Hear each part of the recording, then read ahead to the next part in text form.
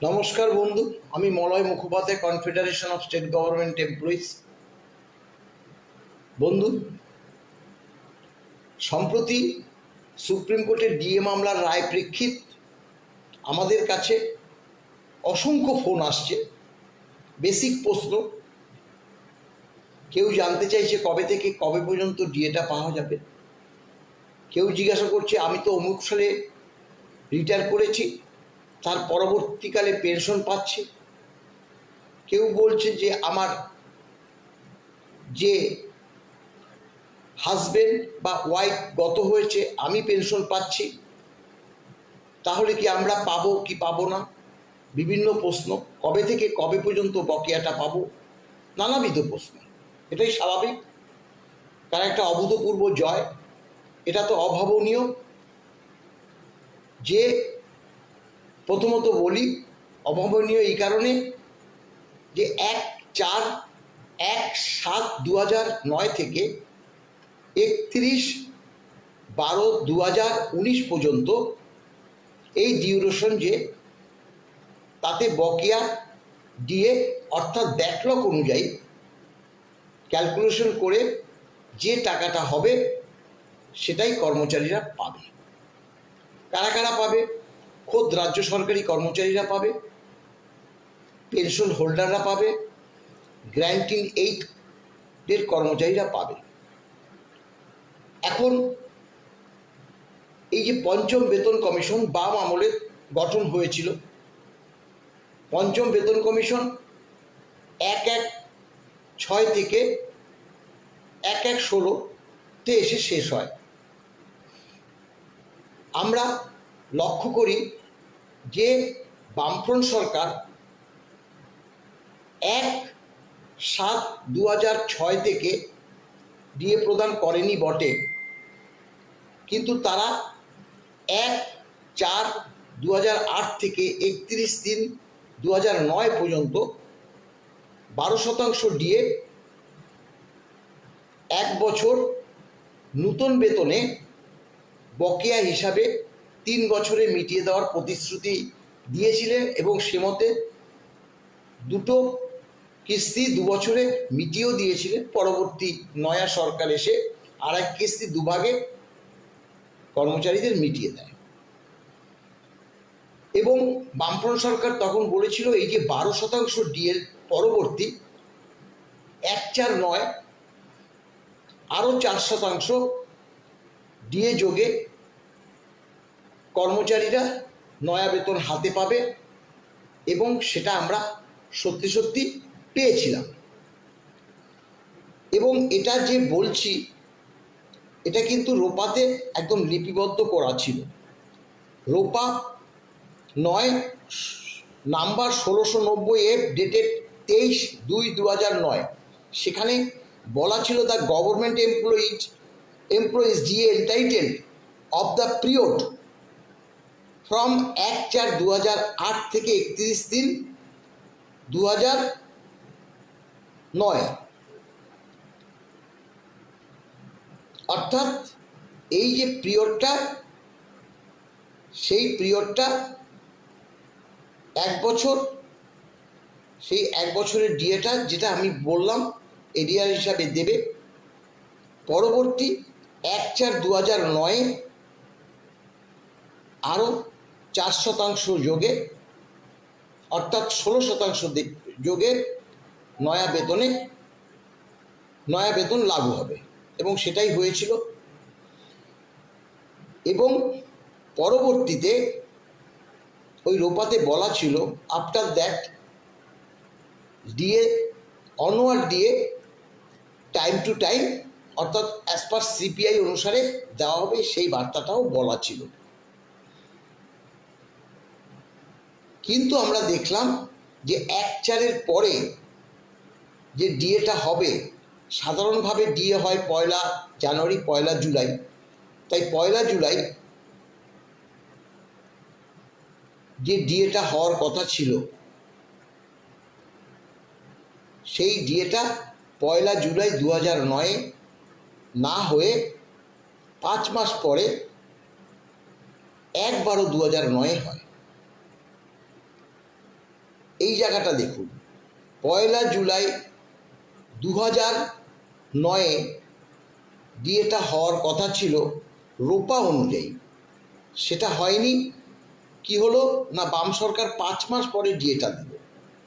তাহলে এই যে 5 মাস আপনার বেসিকে 6%, সেই সময় 6% দিয়েছিল, তাহলে 6% দিয়ে আপনি কম পেলেন 5 মাস। এই 5 মাসটাই হলো আপনার ব্যাকলগ এরিয়া। ঠিক এইভাবে ক্যালকুলেশন করে একদম 31/12/2016 পর্যন্ত, এটা মাফ করবেন 2019 পর্যন্ত ক্যালকুলেশন করেই এরিয়াটা তৈরি করা হবে। এখন এই যে এরিয়ার, আমরা মহামান্য আদালতে, ট্রাইব্যুনালে আমরা এরিয়াটা তৈরি করেই আমরা দিয়েছিলাম, এবং তা পরবর্তী হাইকোর্ট হয়ে সুপ্রিম কোর্টেও সেই পিটিশনের মধ্যে তা লিপিবদ্ধ আছে। এখন তথাপি এই যে এরিয়াটা ক্যালকুলেশন কারা করবে? ক্যালকুলেশন তো আমি করব না, এবং ফিনান্স ডিপার্টমেন্ট করবে, কে নির্দেশ দেবে? সে কথাটা কিন্তু বিগত যে আমরা রায় পেয়েছিলাম ট্রাইব্যুনাল থেকে 26 জুলাই 2019, সেখানে মাননীয় জাজদ্বয় পরিষ্কার বলেছিল যে সরকার একজন নোডাল অফিসার নিয়োগ করে কিভাবে এরিয়াটা ক্যালকুলেশন হবে তার যাতে নির্দেশ দেয়। কেন বলেছিল? এটা তো স্বাভাবিক, যারা চাকরিরত আছে, ইন সার্ভিস, তাদের ডিপার্টমেন্টগুলো থেকেই ক্যালকুলেশন হবে। কিন্তু ডিপার্টমেন্টগুলোতে যদি নির্দেশ না আসে, তাহলে তারা কেন করবে? যারা অবসর নিয়েছে তাদের অনেকে ব্যাংক থেকে হয়, তাহলে ব্যাংকে নির্দেশ দিতে হবে। অনেকে ট্রেজারি থেকে হয়, ট্রেজারিতে নির্দেশ দিতে হবে। এজি বেঙ্গলে অনেকের সার্ভিস বুক পড়ে আছে, সেই ব্যাপারেও নির্দেশ দিতে হবে। সেই কারণে নোডাল অফিসার নিয়োগ করার কথা বলেছিল। আমি ক্যালকুলেশন করে দিলাম বা কোনো ইউটিউবার ক্যালকুলেশন করে দিল, সেইভাবে তো ডিএ হবে না। তবে একথাটা আমরা জোর দিয়ে বলতে পারি যে 1/7/2009 থেকে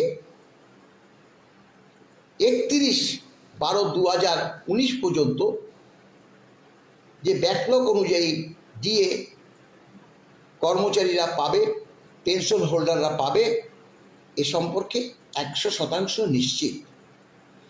এখন যে কয়েকটা প্রশ্ন আমাদের কাছে আসে, তাতে অনেকে বলছে যে আমি অমুক তারিখে জয়েন করেছি, তমুক তারিখে আমি রিটায়ার করেছি, বা কেউ বলছে আমার হাজব্যান্ড বা আমার ওয়াইফ চাকরি করতে করতে অমুক তারিখে মারা গেছে, তারপরে আমি পেনশন পাচ্ছি। কোনো ডিপেন্ডেন্ট, অর্থাৎ আনম্যারিড ডটার, উইডো ডটার, তারাও প্রশ্ন করছে আমরা কি এই এরিয়ারটা পাবো কি না। সেক্ষেত্রে বলি যে ধরুন 1/7/2009 চাকরিরত আছে এবং 31/12/2019 সেই সময় পর্যন্ত চাকরিরত আছে, এখানে তো কোনো অসুবিধা নেই। যিনি চাকরিরত আছে তিনি একদম ফুল যে বেসিক তার উপর ডিএটা ক্যালকুলেশন হবে এবং এরিয়ারটা পাবে। এখন ধরুন 1/7/2009 চাকরিতে ছিলেন,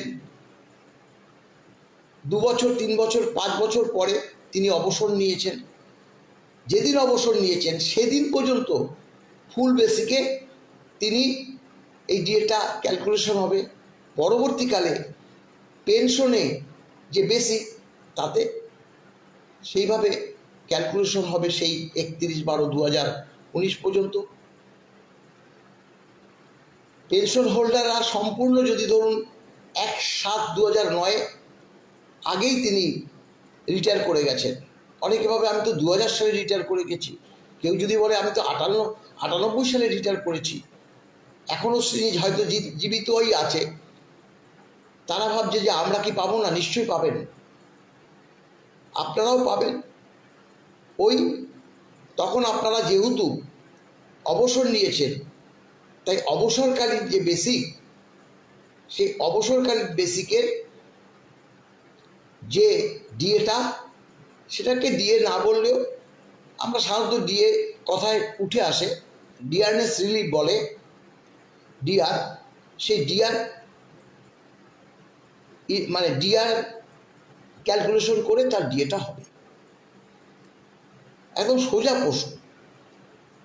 আর একটা প্রশ্ন আসে যে আমার বাবা চাকরি করত, বাবা রিটায়ার করেছে, পেনশন পেত, মা তার আগেই মারা গেছে, পরবর্তীকালে বাবা পেনশন পেতে পেতে মারা গেছে। তাহলে এই যে এরিয়ারটা, সেই এরিয়ারটা কি আমি বা আমরা, অর্থাৎ সন্তান সন্ততিরা প্রশ্ন করছে, পাবো না? দেখুন, এখানে একটা আইনগত ব্যাপার আছে। আপনারা তো ডিপেন্ডেন্ট না, আপনারা তো যদি সেখানে কোনো আনম্যারিড ডটার থাকতো, উইডো ডটার থাকতো, আন্ডার এজের কোনো মানে পুত্র বা কন্যা থাকতো, তারা সহজেই পেয়ে যেত। এখানে যেহেতু আপনারা ডিপেন্ডেন্ট নয়, কিন্তু আপনারা লিগাল হেয়ার, অতএব আপনারা প্রাপ্য, কিন্তু সেটা আইন মাফিক আপনাকে প্রমাণ করতে হবে। সাকসেশন সার্টিফিকেটের ব্যাপার আছে, কোর্টের ব্যাপার আছে, সেটা এই মুহূর্তে পরিষ্কারভাবে আমাদের পক্ষে বলা সম্ভব নয়। এখন ব্যাকলগটা কিভাবে ক্যালকুলেশন হবে সেটা অবশ্যই আমি এই আজকেই একটা ভিডিওর মাধ্যমে জানিয়ে দেওয়ার চেষ্টা করব। এইটুকু প্রশ্নগুলোই আসে সাধারণত, তাই এইটুকু বার্তা আমি আজ দিয়ে রাখলাম। ক্যালকুলেশন আমরা করেছি, খুব সহজ ভাষায় করেছি, কিভাবে আপনারা নিজেরাই তৈরি করে নিতে পারবেন, এবং এটা আমাদের মনে হয় অথেন্টিক। অতএব এটার জন্য আপনারা একটু ধৈর্য ধরুন, অবশ্যই পেয়ে যাবেন। ভালো থাকবেন, নমস্কার।